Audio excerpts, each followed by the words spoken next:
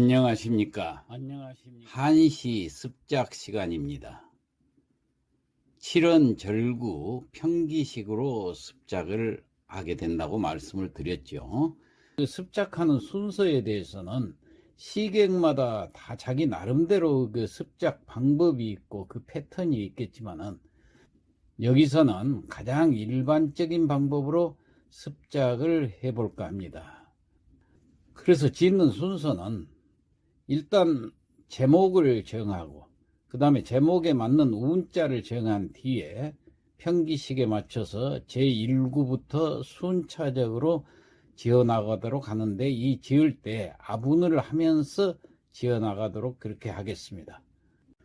다만 걱정스러운 점은 제가 나이가 많은 관계로 작시를 하다 보면은 평측이나 대꾸를 잘못 판단해서 쓰는 경우가 종종 생깁니다. 그래서 여러분들께서는 작시법의 전체적인 맥락을 파악해 주시고 단순한 실수라든가 지엽적인 오류가 생기더라도 많은 양해 부탁드리면서 그럼 시작해 보겠습니다. 오늘의 시제는 춘분으로 잡았습니다. 요즘 춘분이 다가왔기 때문에 이 춘분이라고 할 것 같으면 봄춘자 나눌분자 24절기 중에서 주야의 길이가 같다는 절기죠. 낮과 밤의 길이가 똑같다고 그래서 춘분입니다. 가을철에 가면 또 추분이 있죠. 그것도 마찬가지로 주야의 길이가 같은 절기입니다. 자, 이 봄에 든 춘분의 절기가 이르면은 주야의 길이가 같다, 이렇게 알고 이제 지어야 되겠는데, 아분은 해년자, 먼저 선자, 베풀 선자, 연기 연자, 옮길 천자, 이 5글자로 정했습니다. 그럼 먼저 수련부터 작시를 해볼까요? 수련은 첫 구와 둘째 구, 자, 평측부를 갖다 놓고, 자, 먼저 첫 구를 지으려면은 운자가 뭔가 봐가지고 운자에 맞춰서 작시를 해야 되겠죠. 운자가 해년자입니다. 해년자가 들어가게 작시를 해보죠. 그런데 제목이 춘분이기 때문에 이 수련에다가 춘분이라는 글자를 넣어서 지으면 좋다고 그랬어요. 그래서 나는 이렇게 지어봤습니다. 춘분이 해마다 어기지 않고 돌아온다, 이런 뜻으로 지으려고 그래요. 그래서 작시를 이렇게 했습니다. 춘분 사절 불이년이요. 춘분은 사절 맡을 사자 절기절자, 절기를 맡아서 불위, 위는 어긋날 위자인데 아니 불자가 있기 때문에 어긋나지 않고 년, 해마다 돌아온다, 그런 얘기예요. 그래서 다시 문장을 만들어 보면은 춘분 사절 불이년이라, 춘분은 절기를 맡아서 해마다 어기지 않네, 이렇게 지었습니다.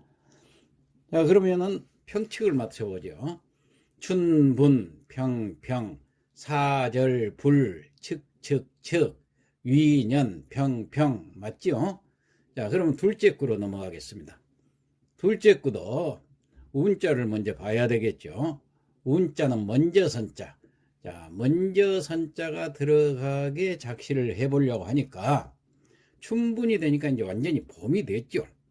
그래서 온 들판과 강변에는 풀이 먼저 우거졌네, 이렇게 하면 먼저 선자가 들어갈 것 같아요.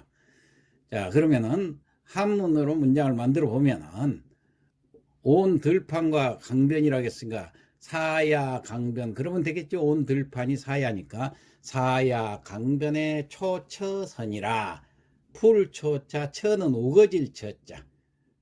그래서 먼저 풀들이 먼저 우거졌네, 그러니까 충분히 오기 전에 먼저 풀부터 우거져 있다라 하는 뜻입니다. 그러니까 다시 해보면 사야 강변 초처선이라, 온 들판과 강변에는 풀이 먼저 우거졌네. 그러면은 이제 평측을 한번 맞춰보죠. 사야 측척, 강변 평평, 초처 측척, 선 평. 그러면은 수련은 하자 없이 잘 됐죠. 자, 그러면 함년으로 넘어가겠습니다. 함년은 3구와 4구가 되겠죠.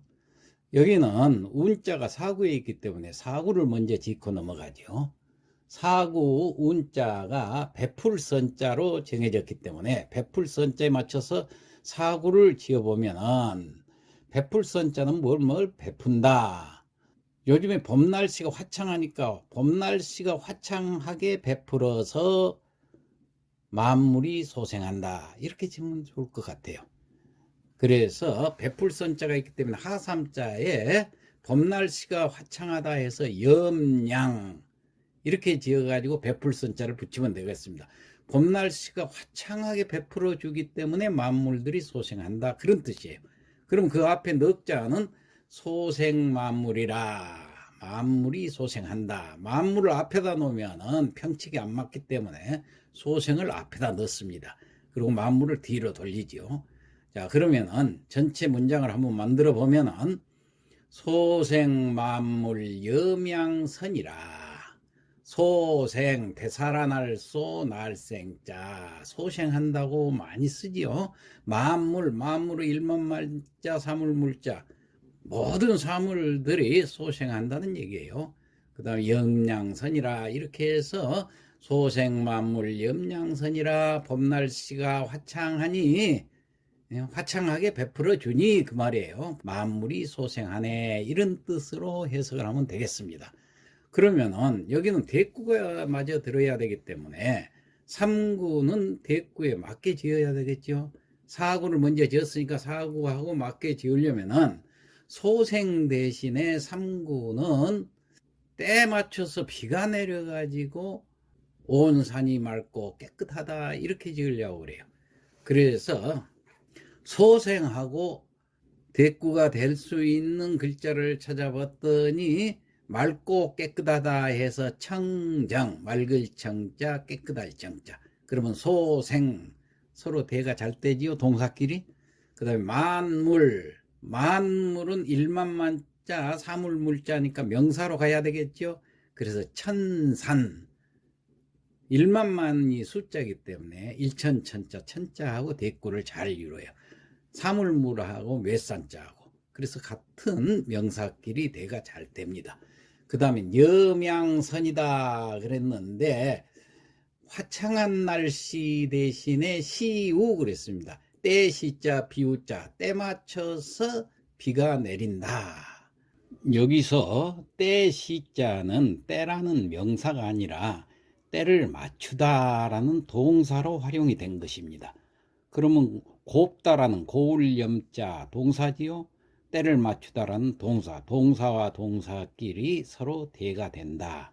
그래서 시우와 염양을 대구로서 사용할 수가 있다. 그런 얘기가 되겠습니다.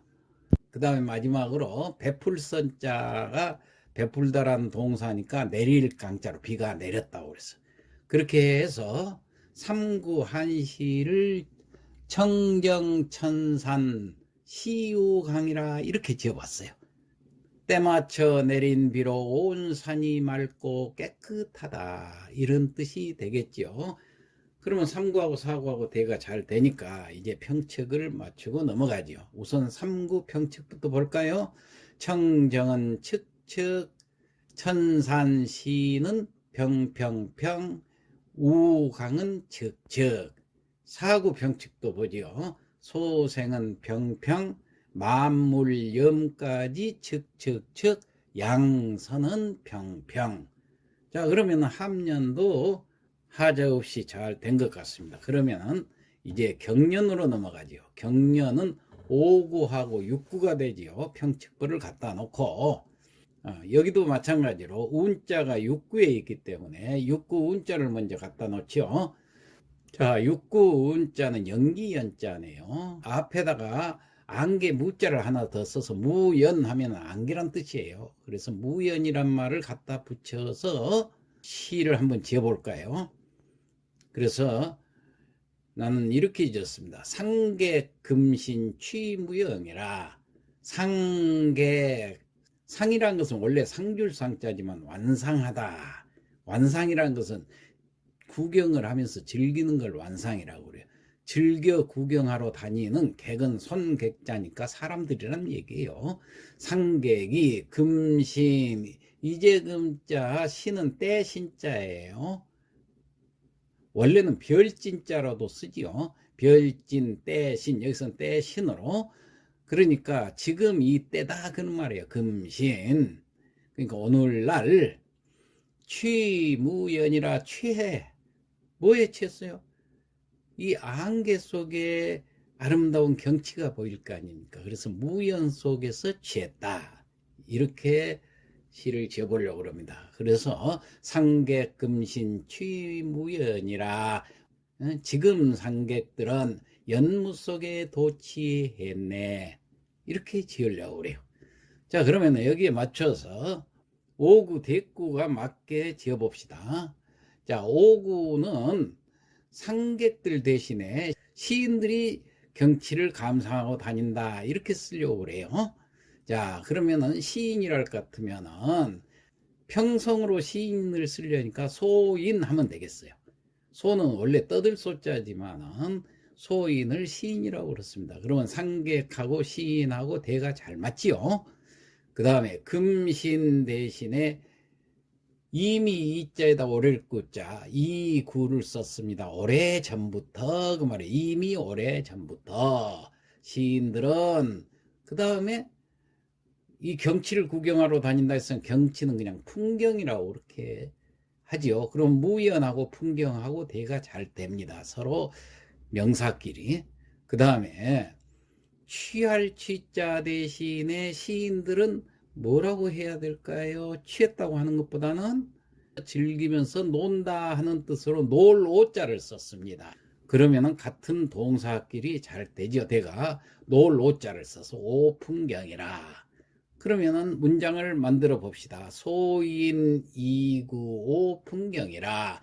이미 오래전부터 시인들은 풍경 속에서 놀고, 이렇게 되면은 5구하고 6구하고 서로 대가 잘 맞습니다. 그러면은 평측을 마치고 넘어가지요. 5구 평측을 먼저 봅시다. 소인 평평, 2구 측측, 5풍 평평 경측. 그 다음 6구도 평측을 맞춰보죠. 상객은 측측, 금신은 평평, 취무는 측측, 연은 평. 자, 이렇게 해서 경련도 다 마치고 마지막으로 미련으로 넘어가겠습니다. 미련 대구가 필요 없죠. 그렇기 때문에 순서대로 7구를 먼저 작시를 하고 마지막으로 8구로 넘어가겠습니다. 그런데 이 미련이라는 것은 마지막으로 마무리를 짓는 겁니다. 자, 이렇게 구경만 하고 다녔지만은 춘분이라는 절기가 또 넘어감으로 해서 벌써 세월이 막 흘러가고 있는 것을 느껴요. 나이는 들어가니까. 그러니까 나이가 들면 회한이 많이 생깁니다. 그 7구는 이렇게 지으려고 그래요.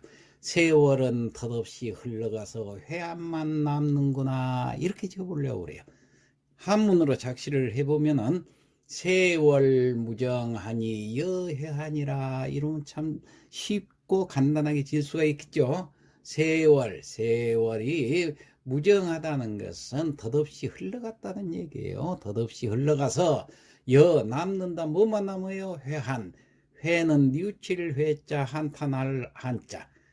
뉘우침과 한탄한 것만 남는다. 그러니까 세월은 덧없이 흘러가서 회한만 남네. 자, 이러면 되겠죠? 그럼 평측을 맞춰보죠. 세월은 측측, 무정여는 평평평, 회하는 측측. 이상 없죠? 그럼 마지막 8구. 자, 8구는 이제 마무리를 지어야 되는데 8구에는 운자가 있습니다. 그래서 운자에 맞춰서 지어야 돼요. 운자가 옮길 천자네요. 옮길 천자, 뭘 옮긴다. 이게 참 옮길 천자에 맞추려니까 조금 까다롭죠. 그 옮긴다, 꼭 옮긴다는 것보다는 바꾼다 이런 뜻도 있어요. 그럼 지금까지 성깔대로 살아왔는데 내 성깔을 좀 바꿔보고 싶다. 그래서 나는 품성천이다. 이렇게 했습니다. 품이라는 것은 원래 엿줄 품자지만은 천품이란 뜻이 있습니다. 하늘에서 내려준 성품을, 천품 품자 성품 성자, 품성을 바꾸어 보겠다. 지금까지는 성깔대로 살아왔지만은 나이가 들었으니까 이제 좀 느긋하게 살아야지 하는 생각이 들어서 그래요. 그렇다면 그 앞에는 그냥 쉽게 우리가 노래하고 늙어서는 그 다음에 두 글자를 생각을 하니까 신독. 이게 유학자들이, 우리 선비들이 가장 많이 쓰는 겁니다. 어떻게 살 것인가? 신독하며 산다. 신독이라는 것은 삼갈신자 홀로 독자지요. 도리에 어긋남 없이 산다, 그런 얘기예요. 이제 남은 여생이 얼마 남지 않았으니까 도리에 어긋남 없이 살아야 된다. 홀로 독자가 있으니까 홀로 있을 때도 그렇게 살아야 되겠다, 그런 뜻이에요. 그러면 노래신독 품성천이라, 그러면 문장이 좋은 문장이 될 것 같아요. 노년을 신독하며 품성도 바꿔보리라. 자, 그러면은 마지막으로 평칙을 맞춰보고 그리고 성독을 하고 넘어가겠습니다. 노래, 병, 신독, 품, 즉, 성, 천, 병. 자, 평칙도 하자가 없으니까 이제 8, 9까지 다 맞췄죠. 그러면은 오늘 마지막으로 성독을 하고 넘어가겠습니다. 춘분이라. 춘분사절 불이년이여. 춘분은 절기를 맡아서 해마다 어기지 않고 사야 강변 초처선이라. 온 들판과 강변에는 풀이 먼저 우거졌네. 청정천산 시우강이여. 때맞춰서 내린 비로 온 산이 맑고 깨끗하고 소생 만물 염양선이라. 봄날씨가 화창하니 만물이 소생하네. 소인 이구 오풍경이여. 이미 오래전부터 시인들은 풍경 속에서 놀고 상객 금신 취무연이라. 오늘날 상객들은 연무 속에 도취하네. 세월 무정 여 회한이요. 세월은 덧없이 흘러가 회한만 남으니 노래 신독 품성천이라. 노년을 신독하며 품성도 바꿔버리라. 이상 마치겠습니다.